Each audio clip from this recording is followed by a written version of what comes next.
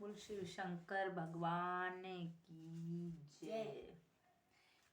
राधे राधे मेरे प्यारे भाई बहनों बंधुओं, अमर भजन चैनल में आपका स्वागत है। भक्तजनों, आज मैं आपको माघ मास की कथा का 13वां अध्याय सुनाने जा रही हूँ।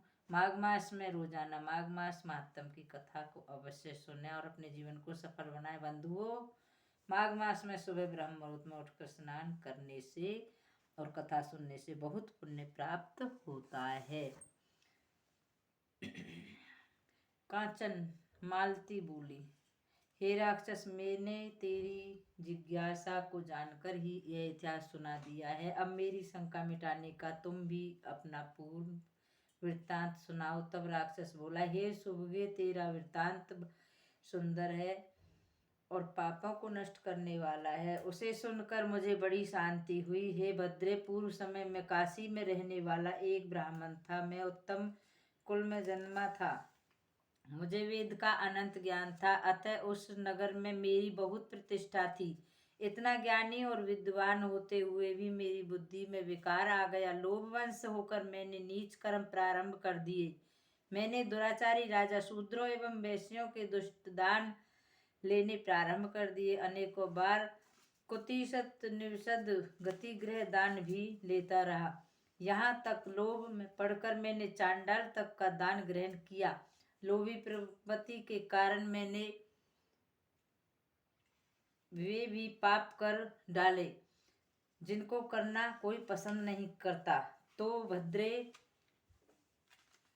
तीर्थों का प्रभाव भी अनोखा है। जहाँ तीर्थ समस्त पापों का संकर्म करने पर नष्ट करता है, वहाँ वही तीर्थ पाप कर्मों को अनेकों गुना बढ़ाता है। तीर्थ में किया छोटा सा पाप भी पर्वत के समान भयंकर हो जाता है। तब भयंकर पापों को तो कहना ही क्या है। उस पापाचरण को करते हुए काशी में मेरी मृत्यु हो गई।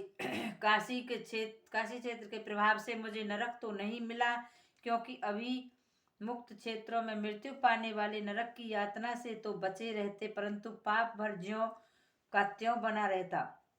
उसी प्रकार मैं नरक में ने जाकर इस पर्वत पर कुरु राक्षस योनि को प्राप्त हुआ हूँ। इस 3 बार व्याघ्र, 2 बार सर्प और 1 बार विष्टा आहारी वारा बनना पड़ा है। तब इस 10वें जन्म में राक्षस बना हूँ। इन योनियों को पार करने में मुझे सहस्त्रों वर्ष लगे, परंतु इस भयंकर राक्षस योनि को पाकर मैंने कम पाप नहीं किए। मैंने इस स्थान से 3 योजना के घेरे में कोई जीव नहीं जीवित रहने दिया। इन्हीं पापों के कारण मेरा मन जलता रहता है। आज तुम्हारे दर्शन करके मुझे चैन मिला है। तीर्थ का फल समय पर प्राप्त होता है, परंतु सज्जन के दर्शन से तुरंत लाभ होता है। ये सुनने मैंने अपने चरित्र को स्पष्ट रूप से तुमको सुना दिया है। आप ही मेरे निस्तार को मार्ग बताए। दत्तात्रेय जी ने कहा, हे राजन, उस राक्षस ने उन वचनों को श्रवण कर कांचन मालती का हृदय दया से भर गया है।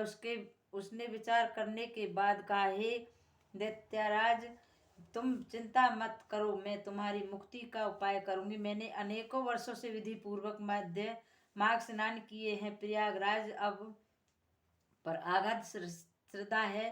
त्रिवेणी स्नान मुझे अपने प्राणों से भी प्रिय है। श्रद्धा पूर्वक मैंने त्रिवेणी के जल में स्नान करके धर्म मर्म को समझा भी है।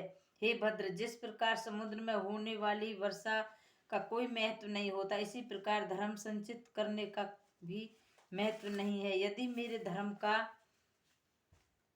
लाभ तुझे हो सकता है तो मैं उसे सहर्ष त्यागने को तैयार हूँ। इतना कहकर उस अप्सरा ने अपने गीले वस्त्र निचोड़कर अपनी अंजलि में वह जल लेकर अपने मास स्नान का पुण्य उस राक्षस को दे दिया। हे राजन, उस पुण्य के प्राप्त होते ही उस राक्षस ने देह त्याग दी। देखते ही देखते वह सूर्य के समान तेजस्वी देव शरीर में प्रकट हुआ। प्रसन्न मुख वह जब विद्वान पर चढ़ा तो समस्त दिशाएं ज्योतिषमान हो उठी। तब उसने कांचन मालती का प्रशंसा करते हुए कहा, हे भद्रे, मेरे पापों का कोई प्रायश्चित था या नहीं, यह तो प्रभु ही जानते हैं, परंतु आपने पुण्य प्रदान करके मेरी गति बना दी है। अब आप कृपा करके मुझे नीति युक्त उपदेश करें ताकि मैं भविष्य में भी पापों से मुक्त रह सकूं। उसने इन वचनों को सुनकर कांचन मालती ने कहा, संसार में धर्म श्रेष्ठ है, अहिंसा श्रेष्ठ धर्म है।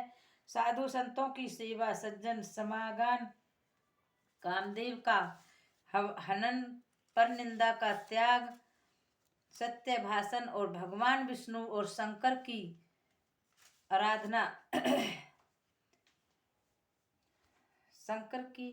आराधना प्राणी का कल्याण करने वाली है।